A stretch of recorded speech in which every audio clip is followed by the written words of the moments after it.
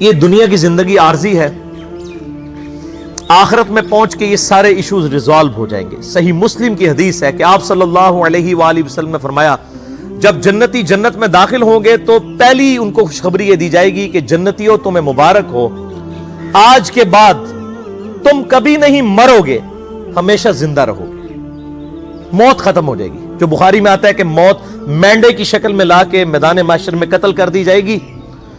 جنتیوں کے لیے خوشخبری ہوگی کہ اب ہمیں جنت سے نکالا نہیں جائے گا، اور دوزخیوں کے لیے اس میں عذاب ہوگا کہ ہمیں موت نہیں آئے گی۔ تو مسلم شریف کے الفاظ ہیں، پہلی خوشخبری جنت میں داخل ہو جانے کے بعد کہ مبارک ہو، آج کے بعد تمہیں کبھی موت نہیں آئے گی۔ نمبر 2، آج کے بعد تم کبھی بوڑھے نہیں ہوگے، ہمیشہ جوان رہو گے، 30 سال عمر رہے گی۔ نمبر 3، کبھی بیمار نہیں پڑو گے، ہمیشہ ہی تندرست رہو گے۔ نمبر 4، کبھی بدحال نہیں ہوگے، ہمیشہ خوشحال رہو گے۔ اور 5ویں خوشخبری تو سب سے اوپر ہے کہ آج کے بعد اللہ تم سے کبھی ناراض نہیں ہوگا، ہمیشہ راضی ہی رہے گا۔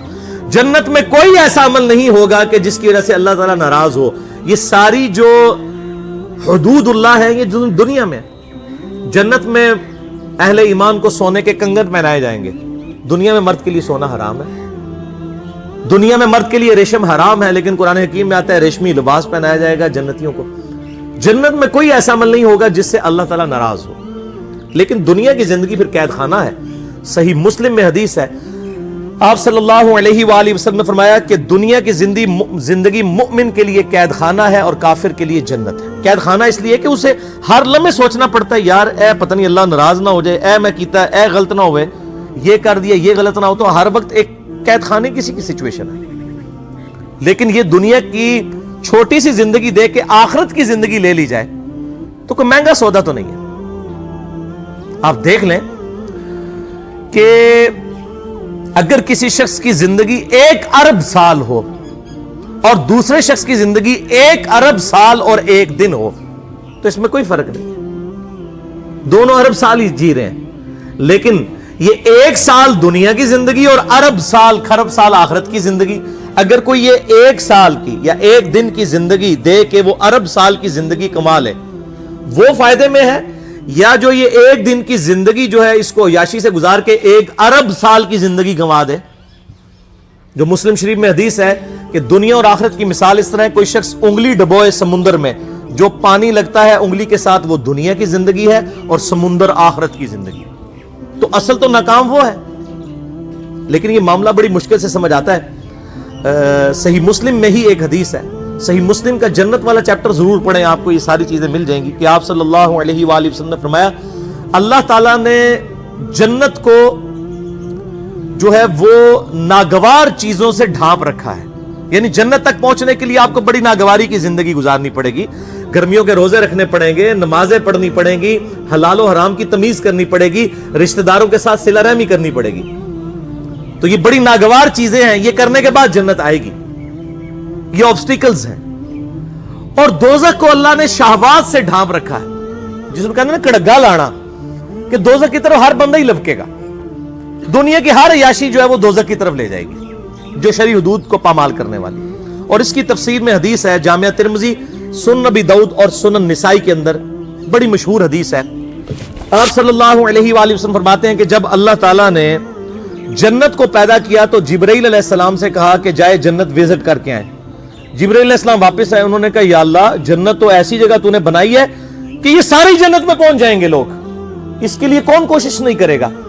پھر اللہ تعالیٰ نے جنت کو ناگوار چیزوں سے ڈھانپ دیا، یعنی دنیا میں شریعت کی پابندی ہیں جو بظاہر تو ناگوار چیزیں، مشکل کام ہے۔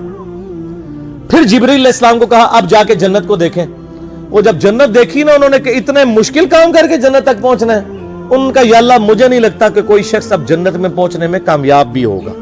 یہاں لوگ کہتے ہیں اللہ جو کچھ بھی ہیں تیرے محبوب کی امت سے ہیں، یعنی اسی بندے دا پتر نہیں بننا، اسی اپنی اصلاح کوئی نہیں کرنی، این جی سانو قبول کر، یعنی چور ہیں، ٹھگ ہیں، بے ایمان ہیں، بے نمازی ہیں، جو کچھ بھی ہیں تیرے محبوب کی امت سے۔ اگر دنیا میں مورل لاز ایکٹیو ہوتے نا، اسی وقت سر پہ آگے جوتی پڑتی کہ محبوب صلی اللہ علیہ وآلہ وسلم کا نام لیتے ہو اور اعمال اپنے دیکھو۔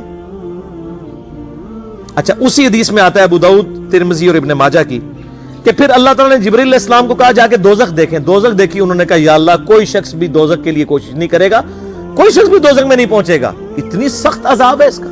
پھر اللہ تعالیٰ نے دوزخ کو شہوات دنیاوی لذتوں کے ساتھ ڈھانپ دیا اور جبریل علیہ السلام سے کہا اب جا کے ذرا دوزخ کو دیکھو.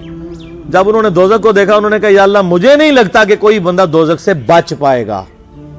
اللہم اجرنا من النار, اللہم اجرنا من النار, اللہم اجرنا من النار.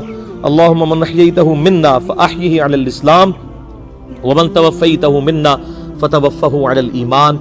آخری حدیث بھی صحیح مسلم کی ہے, مجھے ضمناً یاد آ گئی اس حوالے سے کہ آپ صلی اللہ علیہ وآلہ وسلم فرماتے ہیں کہ دنیا میں جس نے اللہ کی تابع فرمان بن کے زندگی گزاری ہوگی, مشکل کی مفلسی کی زندگی گزاری لیکن اللہ کی نافرمانی نہیں کی, قیامت والے دن اللہ تعالیٰ فرشتوں سے کہے گا کہ اسے ذرا ایک پھیرا جنت کا لگواؤ.